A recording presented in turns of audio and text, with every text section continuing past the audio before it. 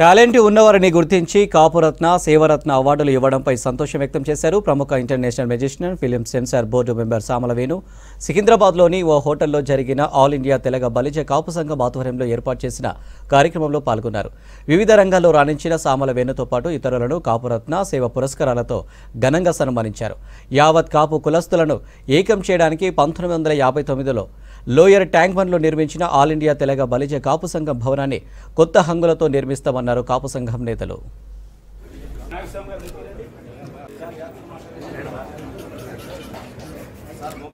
కాపు రత్న highest award, prestigious award, గర్వంగా feel అయ్యే award ఇది. కాపు రత్న అవార్డు ఈరోజు నాకు ఇవ్వడం జరిగింది. సో నేను ఇది ఇంతవరకు నా మ్యాజిక్ రంగంలో సేవలు చేశాను 42 సంవత్సరాల నుంచి. దానికి నాకు రాష్ట్రపతి పురస్కారాలు వచ్చాయి, అలాగే స్టేట్ గవర్నమెంట్ 6 అవార్డ్స్ వచ్చాయి, గిన్నిస్ రికార్డ్స్ ఉన్నాయి.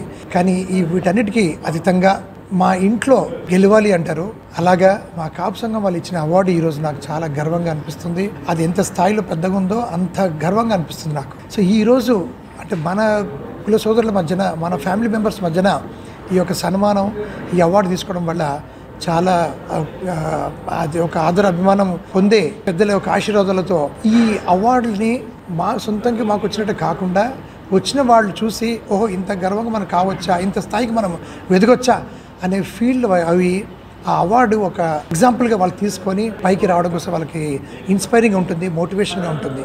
సో అలాంటిది ప్రతి కమ్యూనిటీలో కూడా ఇలాంటి అవార్డ్స్ ఫంక్షన్స్ పెట్టి అందరినీ కళాకారులని ఎడ్యుకేషన్ ఫీల్డ్లో, స్పోర్ట్స్ ఫీల్డ్లో కూడా అన్ని రంగాల్లో ఒక్కొక్క నిష్ణాతులని వాళ్ళు పైకి గుర్తింపు చేసి ఒక కమిటీ ఫామ్ చేసుకొని సెలెక్ట్ చేసినందుకు నేను వాళ్ళకందరికీ ధన్యవాదాలు. 1959లో స్థాపించబడిందండి.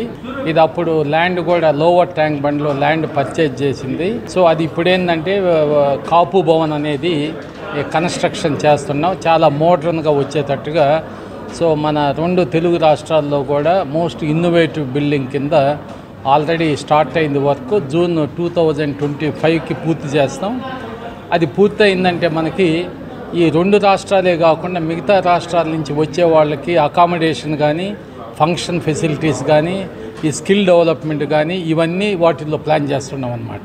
ఈ పార్ట్ ఆఫ్ ఈ అబ్జెక్టివ్ ఏంటంటే ఈ కాపు కమ్యూనిటీని స్టేట్ లెవెల్లో, డిస్ట్రిక్ట్ లెవెల్లో ఏ విధంగా మనం ఎక్స్పాండ్ చేసి విజిబిలిటీ తీసుకురావాలా ఒకటి.